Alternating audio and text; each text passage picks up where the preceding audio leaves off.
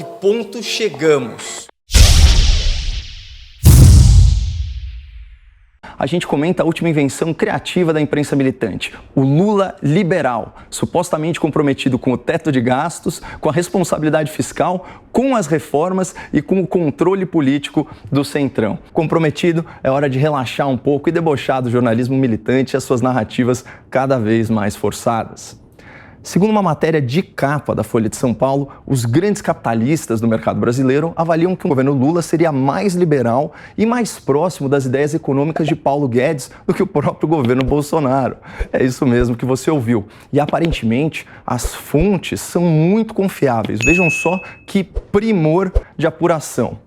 Aspas, sob condição de anonimato, a Folha ouviu banqueiros, gestores de fundos e representantes da indústria do agronegócio e do comércio. Segundo o jornal, o comando de bancos e grandes empresas enxerga que Lula, aspas, estaria mais apto para construir um time capaz de consertar os estragos que Bolsonaro realizou ao desacreditar seu ministro da Economia, Paulo Guedes.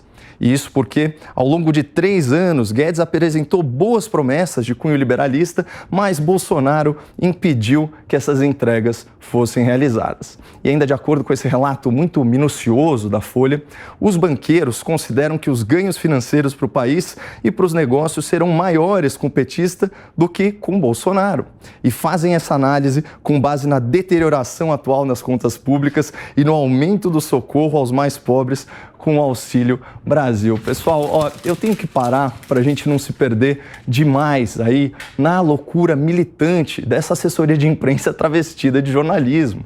Vamos contrapor essa fantasia aos fatos, recapitulando aí algumas medidas liberais dos últimos 3 anos. Reforma da Previdência, a autonomia do Banco Central, a desestatização da Eletrobras, o congelamento do salário dos servidores durante a paralisação econômica e a flexibilização dos contratos de trabalho para salvar empregos formais na pandemia. Não existe um liberal na face da terra que seja contra essas políticas, mas adivinha quem chiou, quem esperneou e quem votou contra todas elas, sem exceção.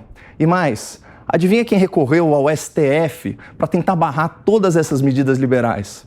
Pois é, o Partido dos Trabalhadores, o PT do Lula, que a Folha tenta vender para os seus leitores mais desavisados como se ele fosse a melhor opção do Brasil para uma economia livre. Só que os dados mostram o exato oposto dessa narrativa.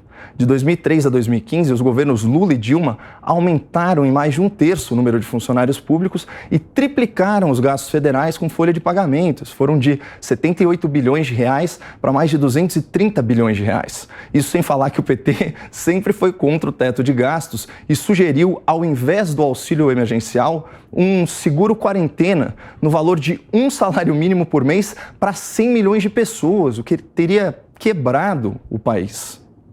E aí vem a Folha de São Paulo dizer que banqueiros anônimos, empresários anônimos, gestores de fundo anônimos e esses representantes do agro, também anônimos, acreditam que o Lula é mais alinhado ao liberalismo e à responsabilidade fiscal. É, no mínimo, curioso, né? Por que será que esses grandes homens de negócio, ouvidos sob anonimato pela Folha, não saem do armário vermelho e assumem publicamente as suas opiniões?